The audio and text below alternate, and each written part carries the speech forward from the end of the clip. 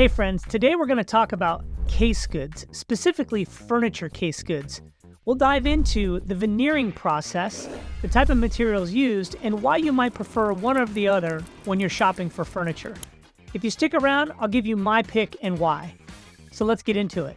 Today we're going to dive into wood veneers, particle board, OSB or oriented strand board, MDF or medium density fiberboard, and solid woods. Now, you may not think much about it when you go in to buy a piece of furniture, what actually goes into the product, but it's really relevant.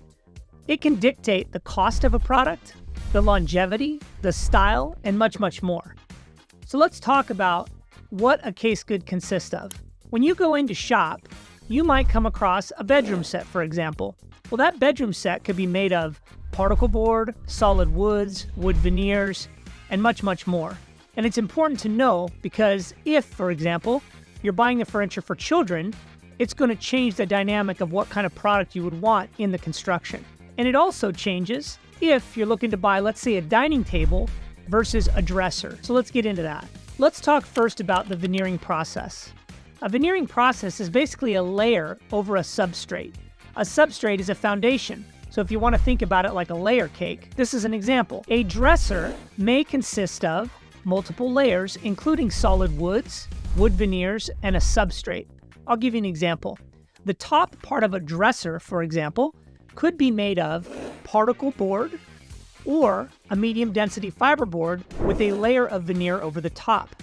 Now, that layer of veneer could consist of marble, granite, wood, laminates, which are synthetics or plastics, or a photo finish, kind of like a paper veneer, if you will, or kind of a very thin plastic. Now, you might ask, well, why would they use a plastic versus a wood veneer versus a marble? Well, it all depends on the end application or the type of product or price point you're trying to achieve as a manufacturer. Let's talk about the types of bedroom sets, and we'll use bedroom sets as an example. If you're buying a youth bedroom set, a children's bedroom set, and we'll just use the dresser as an example, you might spend anywhere from $299 up to $899. The $299 will probably consist of a medium density fiberboard, which is basically kind of like sawdust that's glued together with a synthetic veneer over the top. It could be a 3D press, which is a multiple layer of like polyurethane, kind of heat wrapped, which gives it pretty good durability, down to a very basic photo finish, which is almost like a paper foil, not very durable over time, especially with children, but it's very cost effective. Or you could have an actual wood veneer over a particle board. So that will dictate what you're going to pay for that dresser. And of course, the ultimate would be like a solid wood. Now, you may not need a solid wood product because there are pros and cons with solid wood, and I'll get into that in a second, but that's going to change the price point. So it's important to understand. The example would be if you go to IKEA and you're looking to buy a dresser there and you're looking to build it, well, that's going to be made of most likely MDF, medium density fiberboard, and then a thin layer of synthetic veneer over the top of it. Plus, you have to put the thing together, right? And that's going to be the most cost effective. Or you can go into a solid wood dresser, which is glued and screwed and usually English or French dovetailed, tongue groove, etc., and going to be very durable, especially if you're moving it from room to room or house to house. But that's going to cost you maybe 2 or 3 times more than what you might pay at an IKEA, right? So things to consider when you're going to shop. Let's talk first about particle board. Particle board is little pieces of wood that are put together with epoxy glued together and formed into sheets. Those are usually a substrate below a veneer. And those are typically used in dresser drawers, dresser sides. Sometimes they're used in the bed frame that holds the headboard and footboard together, or even in the headboard and footboard. And then they're going to have a veneer over the top.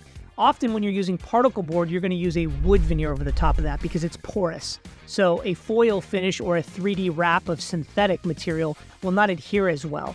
If you're going to use a 3D material or a foil wrap, you're going to have to use a MDF, which can be sanded very fine, and then that material can be glued to it and it will hold up over time. So if you have a particle board product, you're generally going to have a wood veneer over the top. And a wood veneer is what it is. It's a thin layer of wood over the top, very thin. And oftentimes the wood veneer will give you a lot of flexibility in the styling. So particle board, that's the application for particle board, is basically headboard, footboards, dresser tops, dresser sides, things of that sort. Let's talk about MDF. Why would you use a medium density fiberboard? you're going to use it generally in your promotional products, usually your lower price points, where like in a youth dresser, you might pay $199 to $299, but in an adult bedroom, a little bit larger scale, it might go up from there. And the reason you might use an MDF is because you want very low price point, and you want to be able to apply those synthetic veneers, which give you a lot of color options and a lot of style options, because it's basically a photo finish. You can do anything with that material. And if you go from a very basic foil veneer all the way up to like a 3D wrap, which is a heavier polyurethane heat wrapped cover, it gives you even more durability, probably a little bit more expensive, but there's a lot of flexibility with styling and keeps your price point down. Again, similar to what I mentioned earlier in like that IKEA example, we're all familiar with that, where you got to put them together, but it's really, really cost-effective product. Your general furniture stores will have product like that at their promotional level. Then they're going to get into veneers at the next level, and then they're going to get into solid wood at the highest level, generally. So we've covered basically particle board, and we've covered MDF.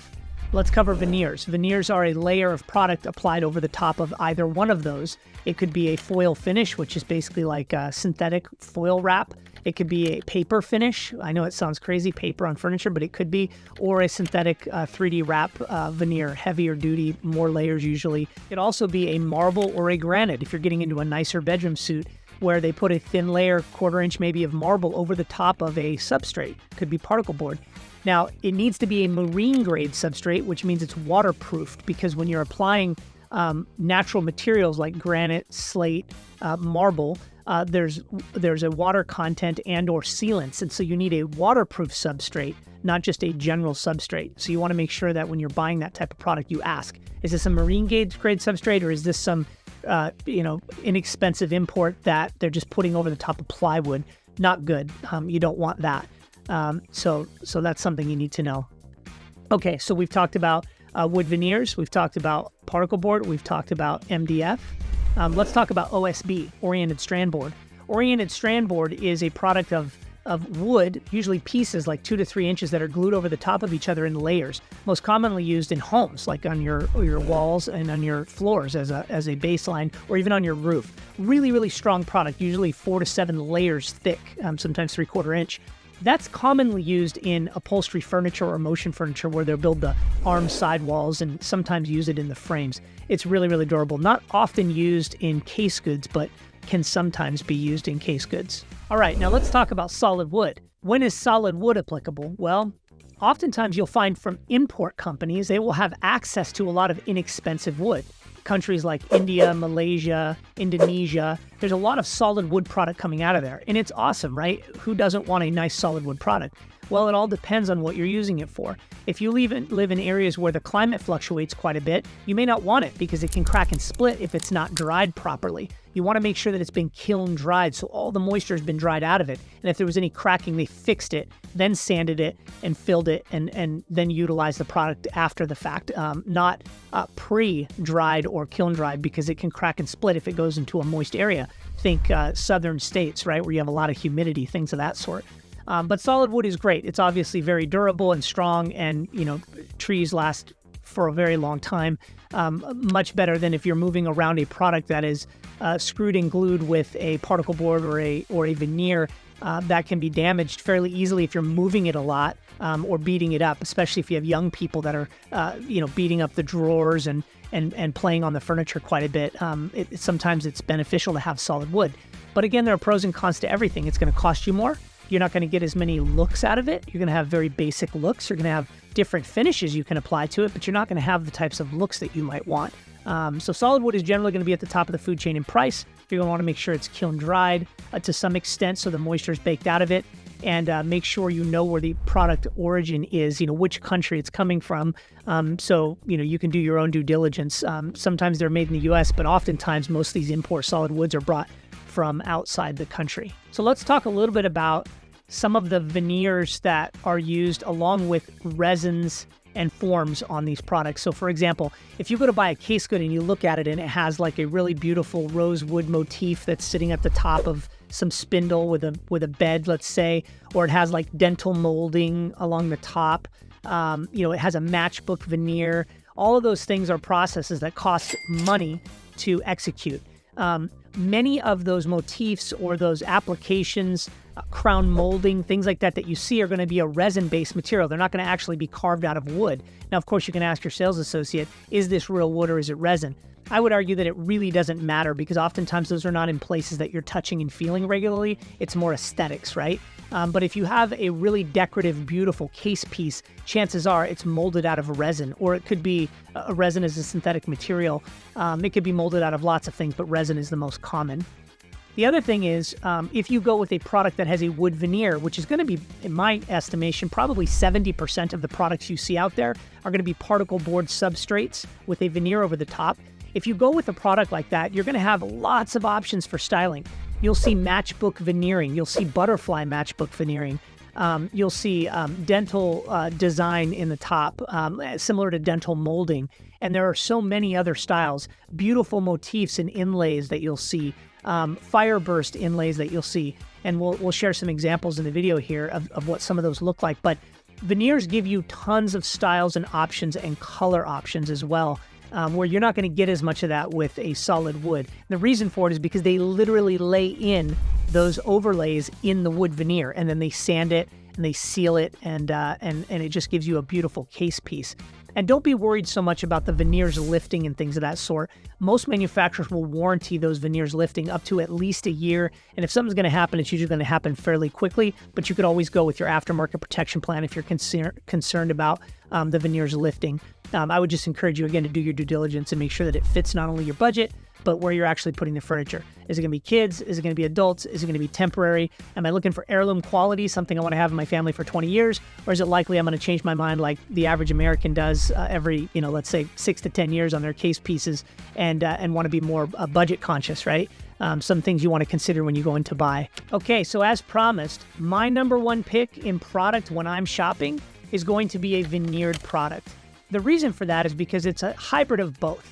You're not going with the most promotional where, if you're moving it around, you can scratch it fairly easily or pull up the edges of, let's say, that photo finish, as I talked about earlier in promotional products. You're getting the budget conscious kind of option, a little bit of a step up, but you're also getting lots of options as far as styling. Whether it's cherry wood or fireburst veneers you like, ornate material, maybe you like those overlays on the pedestals on the bed, or you want something simple. Veneers are going to give you the best option, and they're actually very durable. So don't be concerned about a particle board substrate, which is that base layer, with a veneer over the top. Just make sure that it's a wood veneer and that it's sealed properly and you have a decent manufacturer's warranty, or you buy an aftermarket protection plan. But I like those products, and those are the types of products that I have purchased as of late, simply because they're durable, they're reasonably priced, and you have the most options. It's really a matter of just being in the know so that you're comfortable with your buying decision. Again, as I stated, most people change their mind every 6 to 10 years or so, give or take, on their case pieces. Sofas and motion furniture is a little bit different.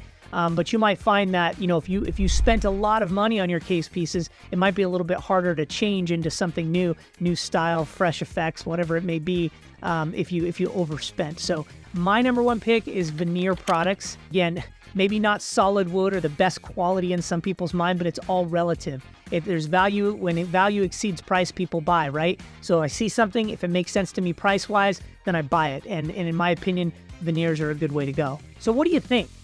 Do you care what your products are made of? Is it more about style for you? Is it price point? What's the number one thing that dictates when you make a buying decision on your case goods? Drop a comment below and let us know.